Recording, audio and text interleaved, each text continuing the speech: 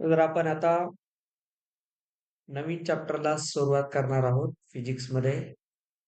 उद्या आपण रोटेशनची टेस्ट घेऊ आणि मी टाइम वगैरे टाकतो तुम्हाला. उद्या शक्यतो सकाळच्या वेळेत घेऊन टाकू. कारण उद्या आपण आता चॅप्टर स्टार्ट करत आहोत. Properties of solids. एक छोटा चॅप्टर आहे. यानंतर एक चॅप्टर असतो properties of liquids. Properties of liquids हा जो चॅप्टर आहे त्याला आपण फ्लुइड मेकॅनिक्स म्हणतो. Fluid mechanics. तर फ्लुइड मेकॅनिक्सचा जो टॉपिक आहे तो थोडासा मोठा आहे. म्हणजे तरी त्यातला बराचसा सिलेबस जेईने कमी केलेला आहे आणि तो टॉपिक तुम्हाला 12वी बोर्डला आहे. हे लक्षात घ्या. जे चॅप्टर्स बोर्डसाठी आहे त्याच्यात आपण प्रूफ पण शिकणार आहोत. म्हणजे तुम्हाला पुढे बोर्डमध्ये प्रूफ लिहायचे असतं. त्याच्यामुळे या चॅप्टरचे प्रूफ तुम्हाला माहित पाहिजे. आता याची गरज नाही. हा चॅप्टर 11 स्टँडर्डचा आहे. बोर्डमध्ये येत नाही. तरी याच्यात जिथे जिथे याच्यात प्रूफ नाहीत असे मोठे मोठे सोप्या गोष्टी आहेत. तर प्रॉपर्टीज ऑफ सॉलिड्सलाच आपण अजून एका नावाने ओळखतो. That is called elasticity. ठीक आहे. इलास्टिसिटी. मग इलास्टिक असा एक शब्द वापरतो आणि त्याच्या ऑपोजिट वर्ड आपल्याला जर इंग्लिश ग्रामर मध्ये कोणी राईट द ऑपोजिट ऑफ असा प्रश्न विचारला तर इलास्टिकचा ऑपोजिट काय असतो? इलास्टिकचा ऑपोजिट असतो प्लास्टिक. ठीक आहे. आपण ज्याला प्लास्टिक प्लास्टिक म्हणतो तर त्याला प्लास्टिक का म्हणतात? ठीक आहे. Plastic because of its property of plasticity. तसंच elastic because of property elasticity. हा एक महत्वाचा चॅप्टर आहे. त्यामुळे आपण प्रॉपर्टी सॉलिड्सच्या चेक करतो आणि सॉलिडच्या या प्रॉपर्टीमुळे आपल्याला कळतं की कोणता सॉलिड आपल्याला कोणत्या यूज मध्ये किंवा ऍप्लिकेशन मध्ये आणायचा आहे. आता मोठमोठे आपण सस्पेन्शन ब्रिज वगैरे बांधतात, ठीक आहे नाही. तुम्ही आता मुंबईमधले पहा किंवा मोठमोठ्या नदीवर समुद्रावर जे सस्पेन्शन केबल वापरून ब्रिज बांधतात. तर त्याचं जे मटेरियल आहे त्याच्या प्रॉपर्टी माहीत असल्याशिवाय डायरेक्ट वापरता येईल का? नाही. इलास्टिसिटी, प्लास्टिसिटी जोपर्यंत क्लिअर होत नाही त्याला मोठ्या युजेसमध्ये आणता येत नाही ऑब्जेक्टला. नाहीतर मग त्याचं ब्रेकिंग कॅपॅसिटी काय आहे, त्याची ब्रेकिंग लिमिट काय आहे, याचा जोपर्यंत स्टडी होत नाही त्याचा यूज करता येत नाही. नाहीतर मग विनाकारण ह्युमन्स लाईफ सोबत खेळण्यासारखं होईल. हो की नाही. त्या ब्रिजवर आता लाखो वाहनं जाणार आणि जर त्या प्रॉपर्टीज चुकीच्या असतील आणि आपण त्या मटेरियलला यूज केलं तर मोठमोठे ऍक्सिडेंट्स होऊ शकतात. म्हणून याचा डीप मध्ये सायंटिफिक लेवलला आणि ऍप्लिकेशन लेवलला याचा भरपूर अभ्यास केलेला असतो. तर हा छोटा चॅप्टर आहे. याच्यामध्ये जास्त गोष्टी नाहीत. मे बी आपण 1-2 दिवसात ह्याला कव्हर करू शकतो. दिस इज स्मॉल चॅप्टर. पण फ्लुइड मेकॅनिक्स थोडा चांगला चॅप्टर आहे आणि त्यात काही गोष्टी समजायला पण आहेत. बऱ्यापैकी आहेत. आणि त्याचे 1-2 प्रश्न असतात आपल्याला जेईला. तर या ठिकाणी एक सगळ्यात पहिला जो कॉन्सेप्ट येतो. हा बेटा ऐका. पहिला जो कॉन्सेप्ट येतो that is called deforming force. ठीक आहे. आता आपण पाहतो की सॉलिड्सला एक फिक्स शेप आहे.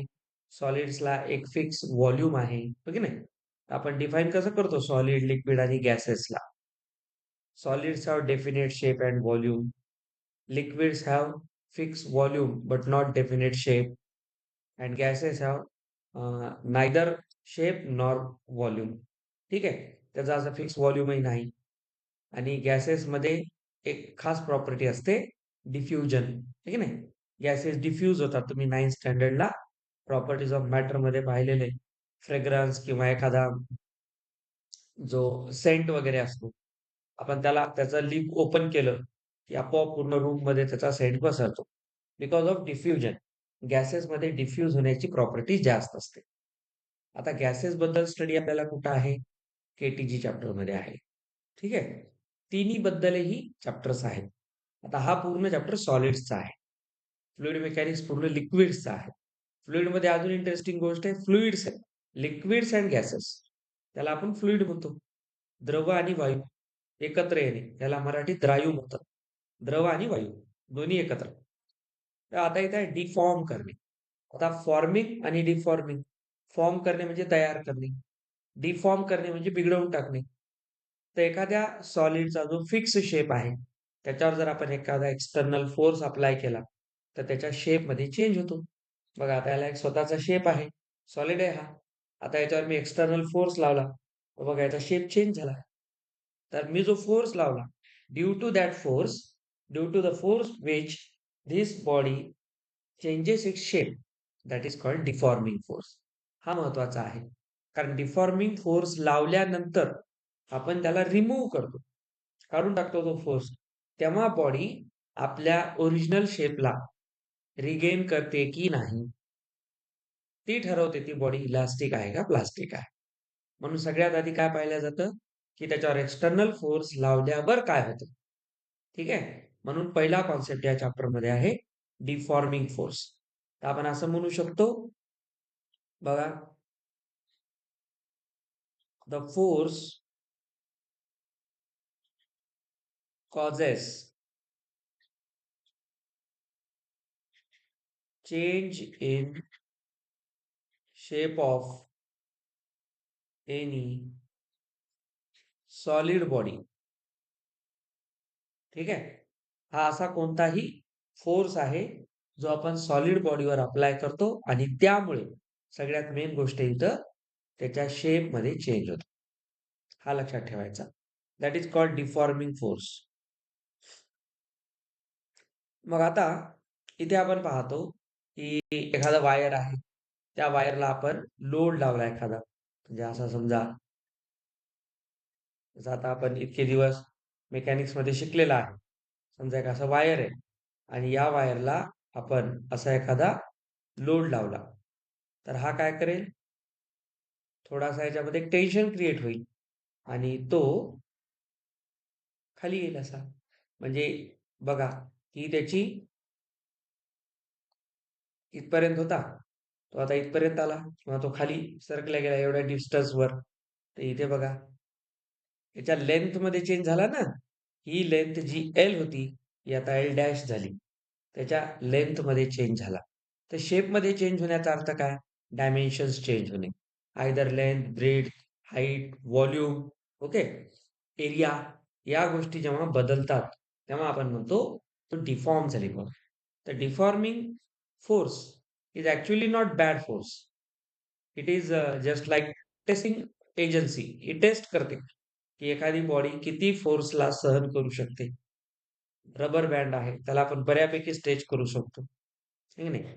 पण तेच जर आपण एखादा हे घेतला, रील घेतली, तर त्याचा जो दोरा आहे, है नाही, तो काही जास्त हे करणार नाही. ते थोडा ओढलं की तुटून जाईल. पण रबर बऱ्यापैकी हे स्ट्रेच होऊ शकतं आणि त्याला सोडून दिले की तो आपली बॉडी परत रिगेन करतो. तर अशा काही गोष्टी इथं असतात. आता आपल्याला हे समजून घ्यायचंय की when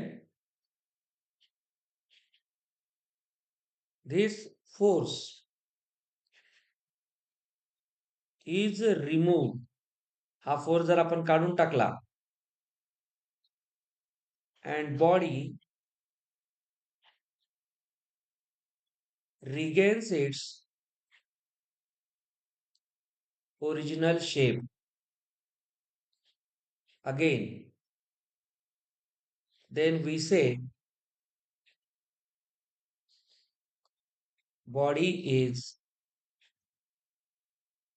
इलास्टिक. ठीक आहे. तर ही बॉडी इलास्टिक आहे जेव्हा ती आपल्या शेपला रिगेन करेल, परत मिळवेल. ओरिजिनल शेप परत मिळवला की बॉडी झाली इलास्टिक. आणि याच्यावर आपण म्हणतो this property is also called as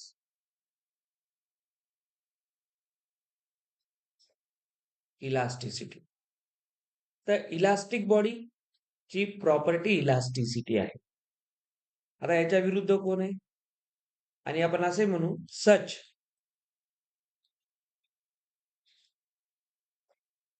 deformation, हा जो शेप मध्ये चेंज झाला, such deformation is called as elastic deformation. ठीक आहे. तर ह्याच्यात आपल्याला काही हे टर्म्स लक्षात ठेवायच्यात.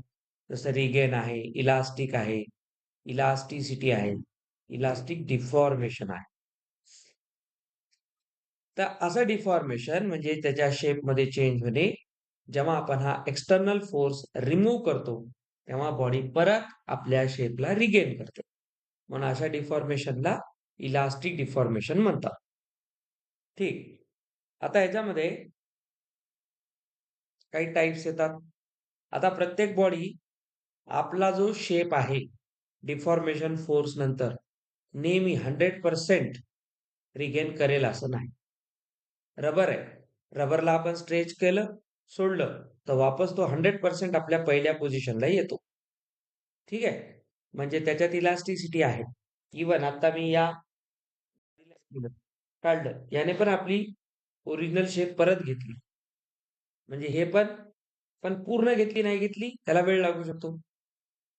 पण तोच जर एखादा ऑब्जेक्ट आहे, त्याला आपण डिफॉर्म केलं आणि तो फोर्स काढून टाकला, तर तो आपला शेप काय करतो? पार्शियलीच रिगेन करतो. 100% नाही करत. आणि काही जण एकदा डिफॉर्म झाले, की परमनंट डिफॉर्म होतात. उदाहरणार्थ चिखलामध्ये पाय पडला आपण. चिखल डिफॉर्म झाला. ती बॉडी आहे, ठीक आहे ना एक प्रकारची. ते डिफॉर्म झालं. आपण आपला पाय काढून घेतल्यावर ते चिखल वापस वर येईल का? नाही. म्हणजे तो कंपल्सरीली डिफॉर्म झाला. तर डिफॉर्मेशन किती एक्सटेंटला होतं, किती जास्त, किती कमी होतं, याच्यावर आपण काय करतो? डिफॉर्मेशन वरून इलास्टिक बॉडीचे किंवा बॉडीचे बेसिक 2 प्रकार पाहतो. ठीक आहे. तर त्यामध्ये एक आहे perfectly elastic body.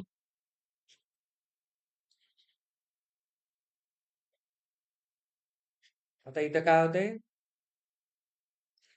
After removing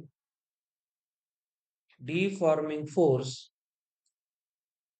body regains its shape back completely. ठीक आहे ना? आपला शेप ती पूर्णपणे रिगेन करते. त्याला आपण म्हणू परफेक्टली इलास्टिक बॉडी. परफेक्ट नावाचंच आहे ना, की जेवढ्याला तेवढा आपला शेप परत आणणे. ह्याच्या विरुद्ध काय होईल? मग येते प्लास्टिक बॉडी. प्लास्टिक बॉडी काय करेल? After removal of deforming force, body does not regains its shape. ठीक आहे. तर त्याला आपण म्हणतो such body is plastic body. आणि या प्रॉपर्टीला प्लास्टिसिटी म्हणतात. त्याच्यावरून आपण हे काम करतो. आता याच्यामध्ये एक टर्म येते, that is called elastic limit. मी आता हेच सांगत होतो, की काही जण 100% आपली इलास्टिसिटी काय करतात? रिगेन करतात. म्हणजे त्याची लिमिट 100% आहे. पण काही ऑब्जेक्ट आपल्या शेपला 100% रिगेन नाही करत. ते एका लेव्हलपर्यंतच करतील. म्हणजे समजा ऑब्जेक्ट एवढा आहे, डिफॉर्म केला, फोर्स काढून टाकला, तर तो एवढा जर झाला तर परफेक्टली इलास्टिक आहे. पण डिफॉर्म करून काढून टाकला तो एवढाच झाला. तर तो पार्शियली त्याने आपला शेप मिळवला. 100% नाही मिळवला. तर त्याच्यावरून आपण पाहतो, की याची एक लिमिट असते. ही काय आहे? It is the upper limit. त्यालाच आपण काय म्हणूया? It is the maximum limit. Upper limit म्हणजे त्याची मॅक्सिमम. आता असं थोडी होणार आहे, ऑब्जेक्ट एवढा होता, डिफॉर्म केला आणि फोर्स काढून टाकल्यावर एवढा झाला. असं तर होणार नाही. ठीक आहे. त्याचा ओरिजिनल जेवढा शेप आहे त्याच्या मासवर डिपेंड आहे ना, मध्ये किती कॉन्फिगरेशन आहे. असं थोडी होईल, मी फोर्स लावला आणि काढला आणि ते पूर्ण एवढा भर झाला. नाही. ते तर मी काय करेल, स्ट्रेच केल्यानंतर आहे. आता या स्टोरीमध्ये एक महत्वाची गोष्ट असते, की ही जी आपण लिमिट पाहतो, ही मॅक्सिमम लिमिट पाहतो. म्हणजे तो जास्तीत जास्त किती होऊ शकतो. ठीक आहे. जास्तीत जास्त किती होईल? त्याचा ओरिजिनल शेप जेवढा आहे तेवढाच होईल. त्याच्यापेक्षा जास्त थोडी होईल. नाही होऊ शकत. तर अप्पर लिमिट आहे बघा. Upper limit of deforming force up to which if force is removed,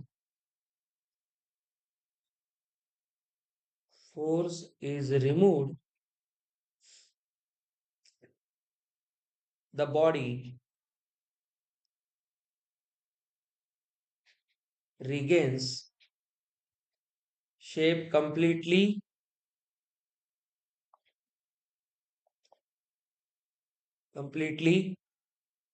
and beyond which the deforming force is increased. महत्वाचे म्हणून सगळे राहिलो. Is increased, the body loses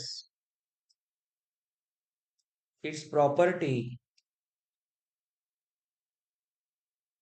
of elasticity and gets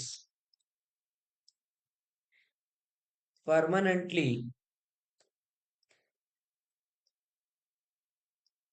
deformed. याचा अर्थ आता नीट समजून घ्या. ह्याच्यात सगळ्यात जो महत्वाचा वर्ड आहे तो आहे अप्पर लिमिट. ठीक आहे. म्हणजे आपण काय करू शकतो, एक लिमिट आहे, प्रत्येक फोर्स लावण्याची लिमिट आहे. मला जर रबर स्ट्रेच करायचं आहे, तर माझा टार्गेट काय, त्याला स्ट्रेच करणे. माझं टार्गेट त्याला तोडणे नाहीये. स्ट्रेच करत करत करत करत मी पाहिलं, चला ह्याच्या पुढे मी आता स्ट्रेच नाही करू शकत, तर याला मी काय म्हणेल, upper limit of the deforming force. Deforming force कोणता असतो? एक्सटर्नल फोर्स असतो, आपण लावलेला असतो. बॉडी स्वतःहून रबर असा ठेवलाय, स्वतःहून स्ट्रेच झाला असं नाही होणार. ठीक आहे. मग ते कॉन्ज्युरिंग पार्ट 3, 4 होऊन जायचं. तर आपण असं तर नाही करत. त्या रबरला आपण स्ट्रेच केल्यानंतर मॅक्सिमम आपण जेवढं स्ट्रेच केलं, ती काय झाली, त्याच्या डिफॉर्मिंग फोर्सची अप्पर लिमिट झाली सगळ्यात जास्त. आता काय म्हणते बघा, अप्पर लिमिट दोन गोष्टी करतं. अप्पर लिमिटचा फोर्स काढून घेतला की बॉडी काय करेल, कम्प्लिटली आपल्या शेपला रिगेन करेल. ठीक आहे. पण इथे मस्त आहे काम, बियॉन्ड विच, पण त्या लिमिटच्या पलीकडे आपण गेलो. बिहाइंड नाही, बियॉन्ड. बियॉन्ड म्हणजे त्याच्यापेक्षा पुढे गेलो आपण. जर आपण ठरलेल्या लिमिटपेक्षा एक्स्ट्रा फोर्स लावला, म्हणजे बघा फोर्स जर आपण इन्क्रीज केला, तर ती बॉडी जी सुरुवातीला इलास्टिक अशी वाटत होती, तर त्या इलास्टिक राहत. तर रबर इलास्टिक आहे. स्ट्रेच केलं, सोडून दिलं, जागेवर राहिलं. ठीक. म्हणजे आपण काय केलं बघा, रबरला एवढं स्ट्रेच केलं तरी ते येईल. आपण अजून स्ट्रेच करू शकतो, अजून येईल. अजून स्ट्रेच करू शकलो, अजून येईल. म्हणजे बघा, इथे फोर्स एक समथिंग F1 होता. इथे F2 झाला, इथे F3 झाला. करत-करत आपण F4 पर्यंत आलो आणि आता कळलं ह्याच्यापेक्षा जास्त नाही ओढता येत. तर हा F4 काय झाला? Upper limit. त्या फोर्सची मॅक्सिमम लिमिट झाला. म्हणजे इथपर्यंत आपण फोर्स काढून घेतला, की तो रिगेन करेल. पण F4 नंतर जर F5 लावला, बियॉन्ड त्याच्या पलीकडे गेलो, तर त्याची इलास्टिसिटी संपली. आता रबर तुटून जाईल आणि तो डिफॉर्म होईल. म्हणून परमनंटली डिफॉर्म. आलं लक्षात? ही लँग्वेज कळणं खूप महत्वाचं आहे. एखाद्या फोर्सची अप्पर लिमिट ज्याच्या आत बॉडी काय होऊ शकते, परत आपल्या शेपला मिळू शकते, ती अप्पर लिमिट आहे. आणि त्याच्यापेक्षा जास्त फोर्स लागला, मग इलास्टिसिटीची प्रॉपर्टी लूज होते. पुन्हा ती बॉडी इलास्टिक राहत नाही. म्हणून आपण असं नाही म्हणायचं की एखादी बॉडी इलास्टिक आहे म्हणजे त्याला पाहिजे तेवढं तुम्ही स्ट्रेच करू शकता, असं नाहीये. सस्पेन्शन केबल, तो सस्पेंड होईल, त्याला तुम्ही लोड लावला खाली, पण त्याला एक लिमिट राहील की नाही. लोड जर खूप जास्त झाला, तुटून जाईल ती. आता आपण लिफ्टमध्ये बसताना तिथे दिलेलं असते 6 पर्सन्स आहे की नाही? आणि त्याच्यात ते किती देतात? लेट्स से 400 केजी असं देतात. म्हणजे 6 माणसांची कॅपॅसिटी आहे, पण 400 किलो पर्यंतच. दोन्हीमध्ये देतात. हां, 6 माणसं आहेत, त्यातला एकच 200 किलोचा आहे, असं नसावं. आणला एखादा सुमो पैलवान चायनामधून, आहे की नाही? तसंही नसावा. तर ती त्याची लिमिट आहे ना. ते काय म्हणते एवढ्या लिमिटपर्यंत ही लिफ्ट घेऊन जाईल. नाहीतर ती लिफ्ट तिथे एरर दाखवेल, ओव्हरवेट म्हणून. तर प्रत्येक गोष्टीची एक लिमिट असते फिक्स. इथं तसंच आहे. अप्पर लिमिट आहे. आता या डिफॉर्मिंग फोर्सवरून एक महत्त्वाची गोष्ट लक्षात ठेवायची आहे. मग आपण नवीन स्लाइडवर नवीन कॉन्सेप्ट स्टार्ट करू, जो आपला आजचा मेन पार्ट आहे. आता इथे येतं इलास्टिक लिमिट बद्दल जे मी बोलतोय, म्हणजे कोणती? Upper limit of the deforming force. Elastic limit काय आहे? It is the property of body. ठीक नाही? बॉडीची प्रॉपर्टी आहे ना, बॉडी किती फोर्सला सहन करू शकते. ती बॉडीची प्रॉपर्टी आहे. रबरची स्वतःची प्रॉपर्टी आहे, की तो किती फोर्स सहन करू शकतो.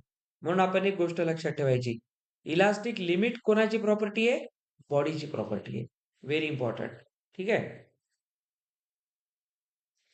आणि त्याच्यानंतर जर मी म्हटलं इलास्टिसिटी,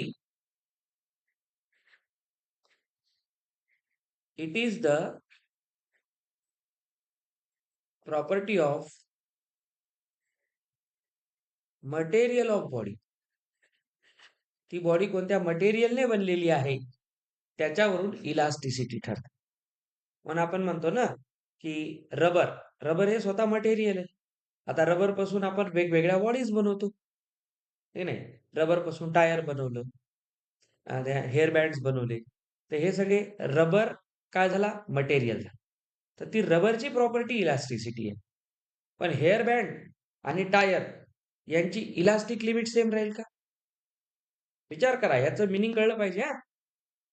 नाहीतर काय, मी तुम्हाला पीडीएफ देईल, वाचा रे म्हणलं की संपलं. असं होत नसते. फिजिक्स असं शिकता येत नाही. इलास्टिक लिमिट आणि इलास्टिसिटीचा बेसिक फरक समजून घ्या. सेम मटेरियल पासून दोन ऑब्जेक्ट बनवले.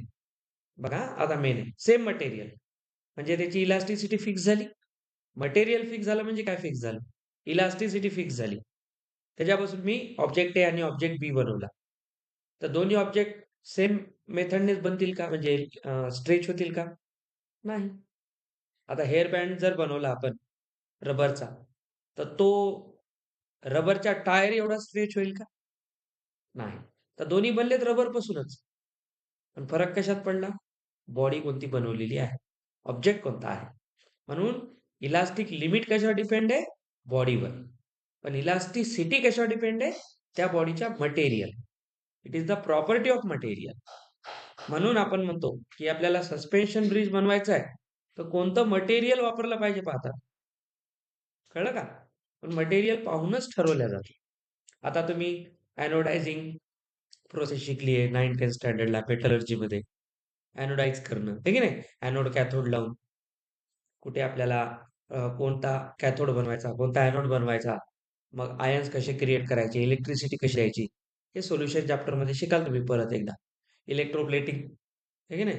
गॅल्वनायझेशन. तर हे जे प्रोसेस आहेत, या प्रोसेस का वेगवेगळ्या आल्या? सगळ्यांचं काम तर एकच आहे. काम तसं पाहिलं तर एकच आहे. पण प्रोसेसचं नाव का बदललं? मटेरियल बदलतं. म्हणून मटेरियलची प्रॉपर्टी इलास्टिसिटी आहे. पण बॉडीची प्रॉपर्टी इलास्टिक लिमिट आहे. मी आता गरजेपेक्षा जास्त वेळ दिला याला. पण लक्षात ठेवा. आता या सगळ्या स्टोरीज ज्या आहेत, आपल्याला पुढे घेऊन जायचंय. ह्याच्यात एक स्टेटमेंट लक्षात ठेवायचं. या युनिव्हर्समध्ये no body is perfectly elastic और परफेक्टली प्लास्टिक. मी जे आता तुम्हाला रबर बद्दल बोललो, की रबर काय करतो? मॅक्सिमम आपली ओरिजिनल शेप रिगेन करतो. म्हणजे समजा रबर एवढा आहे, त्याला आपण ओढून सोडलं, तर तो 100% तेवढा होईल याची गॅरंटी नाही. म्हणजे तो 100% परफेक्टली इलास्टिक नाही आणि परफेक्टली प्लास्टिक पण नसते कोणती गोष्ट. म्हणजे वर जे आपण बोलतोय त्या हायपोथेटिकल कॉन्सेप्ट आहे. आपण आयडियल कंडिशन्समध्ये मानून चालतो की ही बॉडी परफेक्टली इलास्टिक आहे. आता समजा ना एखादा ऑब्जेक्ट आपल्या शेपला 99.99% रिगेन करत असेल, तर आपण अप्रॉक्सिमेटली काय म्हणतो? 100%च करतोय. म्हणून आपण त्याला परफेक्ट मानतो. पण हे 0.01 तर गेलंच ना. म्हणजे ते परफेक्टली इलास्टिक नाही. असं कोणतंच नसतं. या युनिव्हर्समध्ये लक्षात ठेवायचं, no body is perfectly elastic और परफेक्टली प्लास्टिक. अशी भेटत नाही कधी. तर lies between these two limits. आता मी याला प्रेस करून सोडलं, त्याने आपला 100% शेप नाही गेन केला. याच्यात काहीतरी पार्ट आहे जो आता डिफॉर्मच झालेला आहे. समजलं? त्याच्यामुळे आता हे या लिमिटमध्ये, म्हणजे इलास्टिसिटी प्लास्टिसिटीच्या मध्ये कुठतरी आहे याची कॅपॅसिटी, म्हणून हा परफेक्ट नाहीये. आता आपल्याला वाटते हे, याला आपण एक नाव दिलं होतं आठवा, आता लास्ट चॅप्टर मध्ये, रिजिड बॉडी. हे ना, धड्याची सुरुवातच तिथं होती. रिजिड बॉडीमध्ये मी आता याच्यावर एक डिफॉर्मिंग फोर्स लावला. सांगा बरं, हे इलास्टिक आहे का प्लास्टिक आहे? काय वाटते? मॉलिक्युलर लेवलला जा, हे इलास्टिक पण आहे प्लास्टिक पण आहे, दोन्ही आहे, त्या लिमिटमध्ये आहे. पहिल्यांदा तर आपल्याला वाटते हा ह्याच्यावर फोर्सच लागला नाही, हे तर एकदम सॉलिड एकदम, आपण लावलेला फोर्स ह्याच्यावर लागलाच नाही असं आपल्याला वाटते. पण असं होत नाही. ह्याच्या छोट्या ना छोट्या एरियावर, इनफायनाइटजिबली स्मॉल एरियावर आपण तो फोर्स लावल्यामुळे हा प्लास्टिक सुद्धा काय झालेला आहे? डिफॉर्म झालेला आहे.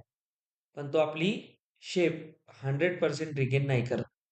ठीक आहे, बाय दिस स्टेटमेंट. म्हणून रिजिड बॉडी जी असते, रिजिड बॉडी अल्सो, इथं मी वाचतो पहा, all rigid bodies are elastic to some extent. कळलं? रिजिड बॉडीची काय डेफिनेशन होती? Any two point on the body have same distance always. चालेल ना, आपण त्याला पुढे घेऊन जा, गोल फिरवा, त्यांचं डिस्टन्स कधी चेंज होत नाही, म्हणजे ते पूर्ण डिफॉर्म होत नाही. आता याच्यावर आपण खूप बोललो होतो मागे. तर लक्षात घ्या, बॉडी कधीही परफेक्टली इलास्टिक नसते, परफेक्टली प्लास्टिक नसते. रिजिड बॉडी सुद्धा थोड्या काय एक्सटेंटला होत नाहीत, पण त्या इलास्टिक असतात. आता या सगळ्या गोष्टींना धरून या चॅप्टरचा मेन पार्ट आता स्टार्ट होतो. तर इथे आपण पहिल्यांदा डिस्कस केलं की या प्रॉपर्टी इलास्टिसिटीला कशा पद्धतीने पाहायचंय. Now let us start the main topic for exam purpose. या चॅप्टरचा सगळ्यात मेन भाग आहे स्ट्रेस अँड स्ट्रेन. ठीक आहे. आता स्ट्रेस अँड स्ट्रेन याला मराठीत काय म्हणतात? दाब आणि ताण. स्ट्रेन आला, स्ट्रेन. स्ट्रेन वेगळा आणि स्ट्रेस वेगळा. आपण दोन्हीला एकाच अर्थाने घेतो मराठीत. ठीक आहे, मला खूप स्ट्रेस आला किंवा मला खूप स्ट्रेन आला, नाही. फिजिक्समध्ये दोघांचा अर्थ वेगळा आहे. इन शॉर्ट, जर मी ही स्टोरी लांब लचक तर सांगणारच आहे, पण त्याच्या आधी इन शॉर्ट लक्षात घ्या, स्ट्रेस म्हणजे एक प्रकारचं प्रेशर. ठीक आहे, प्रेशर, दाब. आणि स्ट्रेन म्हणजे चेंज इन लेंथ और चेंज इन डायमेन्शन. डायमेन्शन मध्ये चेंज होत असेल, मी आता जे बोललो, डिफॉर्मिंग फोर्स लावल्यामुळे काय झालं? एक्सटेंड झाली बॉडी, किंवा ती कॉम्प्रेस झाली, किंवा त्याचा एरिया चेंज झाला, किंवा व्हॉल्यूम मध्ये बदल झाला. तर हा जो बदल आहे, हा जो चेंज आहे, तो कशाने दाखवतात? स्ट्रेन. आणि स्ट्रेस काय आहे? तुम्ही लावलेला फोर्स किती आहे. डिफॉर्मिंग फोर्स हा कोणता फोर्स असतो? एक्सटर्नल फोर्स असतो. बर, आता तुम्हाला जर प्रश्न विचारला, 100% सगळ्याच बॉडी मग इलास्टिक का नाहीत? रबर मध्येच ती प्रॉपर्टी का आहे, हे की नाही, बाकीच्या ऑब्जेक्ट्स मध्ये का नाही? कारण त्याचं एक स्पष्ट आहे की आपण डिफॉर्मिंग फोर्स जेव्हा रबरमध्ये लावतो, विचार करा, मी जेव्हा रबरला माझ्या हाताने स्ट्रेच करतोय, मी एक्सटर्नल फोर्स लावतो. मी तर माझा फोर्स काढून टाकला ना, मग त्याला मध्ये आणण्याची जबाबदारी कोणाची? माझी आहे का? वापस तो कसा येईल? तर काय झालं असेल बरं? त्याच्यामध्ये एक इंटरनल फोर्स डेव्हलप झाला स्वतः. आणि त्या फोर्सने काय केलं? तो चेक करत होता. मला बाहेरून कोण किती फोर्स लावतोय? न्यूटनच्या थर्ड लॉ सारखं आहे. माझी ऍक्शन चालू आहे, मध्ये एक रिॲक्शन जनरेट होत आहे. तो पाहतोय डिफॉर्मिंग फोर्स एवढा लावला, तर तेवढ्याच मॅग्निट्यूडचा काय क्रिएट झाला? Internal force. मी फोर्स काढला, त्या इंटरनल फोर्सने त्याला वापस आणलं. तर त्याला डिफॉर्म करण्याची जबाबदारी माझी होती, पण रिफॉर्म करण्याची जबाबदारी त्याची स्वतःची होती. तर स्ट्रेस फार इंटरेस्टिंग गोष्ट आहे. आता नीट समजून घ्या. हा पूर्ण चॅप्टर याच्यावर आहे. आणि या दोघांना जोडणारा जो लॉ आहे, त्या दोघांना एकत्र करणारा, that is called Hooke's law. Hooke's law. आणि तिथून आपल्याला येतं वेगवेगळे modulus. Modulus means numbers. Magnitudes, Young's modulus, area modulus, volumetric modulus. या चॅप्टरचा सगळ्यात मेन पार्ट हा आहे. ठीक आहे. या चॅप्टरमध्ये असं फार नवीन काही शिकायचं नाही. स्ट्रेस स्ट्रेन, पुन्हा इलास्टिसिटी, स्ट्रेस स्ट्रेनचा कर्व, आणि त्या बॉडीचं एक एक ग्राफ येतो, कर्व येतो. त्या कर्ववर आपल्याला बरेचसे क्वेश्चन्स असतात. आता बघा, स्ट्रेस अँड स्ट्रेन. आता याच्यामध्ये आपण सगळ्यात आधी स्ट्रेसला समजून घेऊ, कारण मी आता डिफॉर्मिंग फोर्स बद्दल खूप बोललो. त्याची स्टोरी अशी आहे, द इंटरनल फोर्स, बोललो मी आता, the internal force which is restoring type, restoring type acting, आता हे मॅथमॅटिकल टर्म साठी लिहिलेले आहे, acting per unit area of cross section of the deforming body.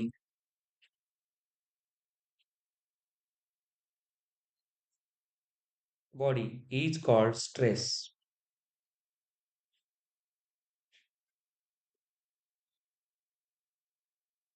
आता बघा, याच्यात 2-3 महत्वाचे वर्ड आहेत.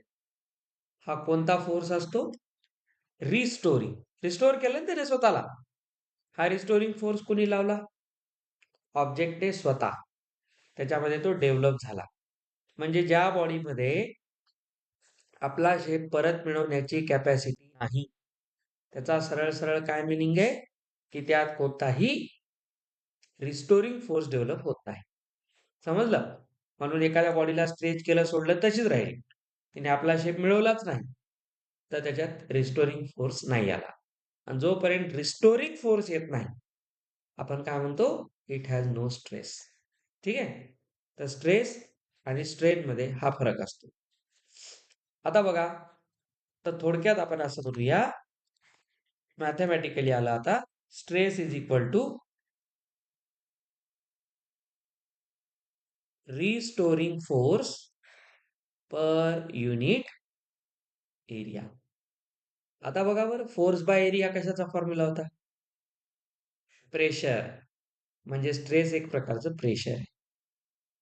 मग आता सांगा, प्रेशर आणि स्ट्रेस ह्यांच्यात काय डिफरन्स आहे? हाच मेन मुद्दा आहे. ह्याचं काम तर प्रेशर सारखंच आहे ना. तुम्ही जर याला मॅथमॅटिकली पाहतो म्हणलात, सर वर फोर्स आहे, खाली एरिया आहे, आता प्रेशरचा झाला फॉर्म्युला. मग ह्याला प्रेशर का म्हणत नाही, याला स्ट्रेसच का म्हणतात? तर फरक आहे. प्रेशर मध्ये हा फोर्स कोणता असतो? एक्सटर्नल असतो, आपण लावलेला असतो. स्ट्रेस मध्ये कोणता आहे? रिस्टोरिंग आहे, इंटरनल फोर्स आहे. म्हणजे विचार करा, ऑब्जेक्ट असा आहे, हा फोर्स कोणता असेल? एक्सटर्नल आहे, म्हणजे हा प्रेशर क्रिएट करतोय. आता बॉडी जर इलास्टिक असेल, त्याला हा इंटरनली ऑपोजिट डायरेक्शन मध्ये फोर्स लागेल. तर लक्षात घ्या, हे प्रेशर आहे, पण हा स्ट्रेस आहे. तर वरचा प्रेस, खालचा स्ट्रेस, लक्षात ठेवा. स्ट्रेस तेव्हाच असतो जेव्हा बॉडीमध्ये रिस्टोरिंग कॅपॅसिटी असते, स्वतःच्या शेपला परत मिळवण्याची. म्हणून फरक लक्षात ठेवायचा आहे, की स्ट्रेस म्हणाल, तुमच्या डोक्यात पटकन काय आलं पाहिजे, एक असा फोर्स जो डिफॉर्मिंग फोर्सच्या ऑपोजिट डायरेक्शन मध्ये लागत आहे. ऑपोजिट मध्येच लागतो हा, नेहमी डिफॉर्मिंग फोर्सच्या ऑपोजिट असतो. असं नाही होणार, मी बाहेरचा फोर्स म्हणजे बघा, मी बाहेरून आत लावतोय फोर्स, ठीक आहे, आणि रिस्टोरिंग फोर्स आहे बाहेरून आतच लागतोय, तर बॉडी तर पूर्णच डिफॉर्म होऊन जाईल. कारण दोन्ही फोर्स एका डायरेक्शनला आले तर force is a vector quantity. दोन्ही सेम डायरेक्शन असतील तर F1 F2 ऍड होऊन जातो. पण ऑपोजिट डायरेक्शन मध्ये असते तर net force F1 minus F2 होतो. म्हणून रिस्टोरिंग फोर्स कधीही लक्षात ठेवायचा स्ट्रेस साठी रेस्पॉन्सिबल आहे आणि एक्सटर्नल फोर्स प्रेशरसाठी. हा दिसायला जरी प्रेशरचा फॉर्म्युला असला, still it is not pressure. आणि जर तुम्ही याला मिसकन्सेप्च्युअली ह्यालाच प्रेशर म्हणत असाल, तर तुमचं या चॅप्टरला शिकण्याचं काहीच रिझन नाही, सोडून द्या. कारण स्ट्रेस फक्त कोणाची प्रॉपर्टी आहे, इलास्टिक बॉडीची. रिस्टोर कोण होतात, इलास्टिक बॉडी होतात. रिजिड बॉडी थोड्या प्रमाणात होतात.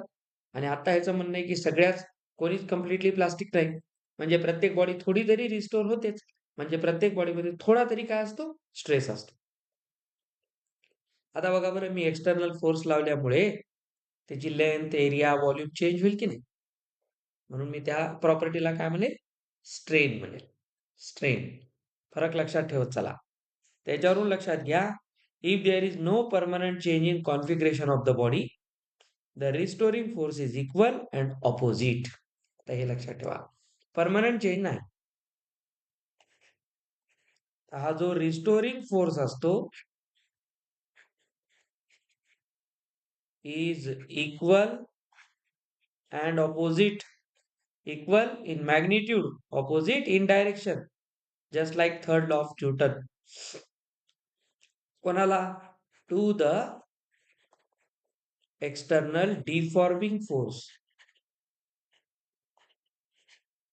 म्हणजे इथे काय झाली गोष्ट बघा, डिफॉर्मिंग फोर्सचा ऑपोजिट वर डिफॉर्मिंग फोर्स आहे ना, तर मी बाहेरून जर 10 न्यूटन फोर्स लावला आणि बॉडीमध्ये परमनंट चेंज होत नाहीये कोणताच शेप मध्ये, तर मी जर एक्सटर्नल 10 न्यूटन वरून खाली लावला, तर स्ट्रेसही खालून वर 10 न्यूटनच लागेल. पण ही कंडिशन केव्हा असेल, म्हणजे दोन्ही फोर्सचा डिफरन्स झिरो झाला, ठीक नाही? नेट फोर्स झिरो झाला ना, जेवढा आपण वरून लावलाय तेवढाच खालून लागला. थ्रस्ट ऑफ थ्रस्ट आठवते, फ्लुइड मध्ये शिकायचं, ते फ्लुइडची प्रॉपर्टी आहे. तिथे प्रेशर वेगळा असते, तर रो एच जी असतो. रो डेन्सिटी असते, लिक्विडची डेन्सिटी, फ्लुइडची डेन्सिटी हाईट कॉलमवर डिपेंड असते. समुद्रात वर पोहणे, खाली पोहणे, अजून डीप मध्ये पोहणे, याच्यातला फरक आहे. खूप जेवढा खाली खाली जाल तेवढी डेप्थ वाढते आणि प्रेशर इतकं जास्त होतं. म्हणून समुद्रात किती चांगला पोहणारा माणूस असला तरी एका लिमिटच्या नंतर तो नाही पोहू शकत, कारण ते प्रेशर इतकं हाय होतं. मग आपला इंटरनल प्रेशर स्टार्ट होतं आपल्या बॉडीतलं, आणि ते इंटरनल प्रेशर वाढतं जस्ट लाईक स्ट्रेस. आणि ते एवढं जास्त वाढतं की आपल्या बॉडीच्या ज्या वेन्स आहेत, ब्लड वेन्स आहेत, त्या फुटायला लागतात प्रेशर वाढल्यामुळे. म्हणून बघा, आपण जेव्हा एखाद्या खूप हाईटवर जातो आणि ऑक्सिजन सिलेंडर नसतील, तर आपल्याला माहिती आहे जसं आपण वर जातो टेम्परेचर कमी होतं. टेम्परेचर आणि प्रेशर हे इन्व्हर्सली प्रोपोर्शनल असतात. जसं टेम्परेचर कमी, प्रेशर इन्क्रीज होतं. म्हणून आपण खूप हाईटवर गेलो, माउंट एव्हरेस्टवर गेलो, तिथं असं तोंडवर करून मोकळं जाता येत नाही. माउंट एव्हरेस्टवर गेलं तर इतकं हाय प्रेशर असतं, कारण टेम्परेचर व्हेरी लो. त्या हाय प्रेशरमुळं आपल्या बॉडीमध्ये जे इंटरनल प्रेशर आहे बॉडीचं, ते खूप जास्त रिस्टोरिंग फोर्स क्रिएट करतं. आणि त्यामुळं आपण जर विदाऊट ऑक्सिजन किंवा विदाऊट एनी प्रिकॉशन माउंट एव्हरेस्टवर गेलो, तर एका हाईट नंतर आपल्याला श्वास घ्यायला त्रास होतो. ठीक आहे. ऑक्सिजन कमी होतो आणि तिथे जाऊन जर आपण थांबून बेशुद्ध पडलो, तर थोड्या वेळाने आपल्या बॉडीमधल्या सगळ्या ब्लड वेन्स फुटायला लागतात हाय प्रेशरमुळे. आणि मग आपल्या नाकातून, डोळ्यातून, कानातून रक्त यायला सुरू होतं. सगळं रक्त बॉडीच्या बाहेर येतं. म्हणून असं कुठेही सायन्स माहीत नसताना जायचं नाही. त्याचा फुल अभ्यास करूनच जायचं असते. कितीही चांगला पोहणारा माणूस असला, विहिरीत पोहणं वेगळं, नदीत पोहणं, तळ्यात पोहणं, स्विमिंग पूलमध्ये पोहणं शिकताना आणि ओरिजिनल समुद्रात पोहणं ह्याच्यात फरक आहे. समुद्रातही किती हाईटपर्यंत पोहताय, ते फ्लुइड मेकॅनिक्समध्ये शिकता येते. किती हाय प्रेशर तिथं असतं, ॲटमॉस्फेरिक प्रेशर ज्याला म्हणतो आपण. म्हणून या गोष्टींचा अभ्यास करावा लागतो बेटा. जर कोणताही परमनंट चेंज नसेल, तर डिफॉर्मिंग आणि रिफॉर्मिंग फोर्स इक्वल होतात. म्हणजे या केसमध्ये प्रेशर आणि स्ट्रेस काय होतात? सेम होतात. कळलं? तर इथे ही गोष्ट तुम्हाला माहित पाहिजे. मग हे जर दोन सेम आहेत, तर आपण स्ट्रेसला वर मी रिस्टोरिंग म्हणत होतो, तर मी ह्याला एक्सटर्नल डिफॉर्मिंग फोर्स हे म्हणू शकतो की नाही? By area. हे ट्रू आहे की नाही? आहे ना? अरे बाबा, मी जर इक्वल अँड ऑपोजिट म्हणत असेल, तर जर जेवढा रिस्टोरिंग फोर्स आहे तेवढाच डिफॉर्मिंग फोर्स राहील ना. त्याचा अर्थ काय होतो? हे आणि हे इक्वल केव्हा होईल मग? त्याची काय कंडिशन असेल? हे महत्वाचं आहे. If and only if. त्याला मॅथ्स मध्ये कसं लिहितो आम्ही? IFF. If and only if there is no permanent change in shape of body, तेव्हाच आपण म्हणतो जो रिस्टोरिंग फोर्स आहे is equal to external deforming force. हा दोघातला फरक आहे. समजलं? तर याच्यावर डिपेंड मी तुम्हाला उद्या स्ट्रेन शिकवेल आणि उद्या आपल्याला या चॅप्टरचे मेन टॉपिक समजून घ्यायचे. उद्या तर नाही होणार. त्यामध्ये स्ट्रेस स्ट्रेनमध्ये स्ट्रेन होईल. मग स्ट्रेसचे टाईप्स आहेत. लॉंगिट्युडिनल स्ट्रेस एक असतो, दुसरा कोणता व्हॉल्युमेट्रिक स्ट्रेस, आणि एक असतो शेअरिंग स्ट्रेस. शेअरिंग स्ट्रेसला टँजेन्शियल स्ट्रेस म्हणतात. तो एक आहे. मग स्ट्रेनचे प्रकार आहेत, ते पण 3 असतात. ते 3 आणि 3 6, आणि त्याच्यावर येतो हुक्स लॉ. मग यंग्स मॉड्युलस ऑफ इलास्टिसिटी, आणि 3 टाईपचे मॉड्युलस आपण, आणि 3 मॉड्युलस झाले, बल्क मॉड्युलस पर्यंत आलो आपण. ओके, रिजिडिटी पर्यंत आलो. छान. मग असतो पॉइझन्स रेशो आणि स्ट्रेस स्ट्रेन कर्व, त्याचं वर्क डन. मग चॅप्टर संपला. छोटा चॅप्टर आहे हा, याच्यात जास्त गोष्टी नाहीत. आलेत पर्यंत लक्षात सगळ्यांच्या?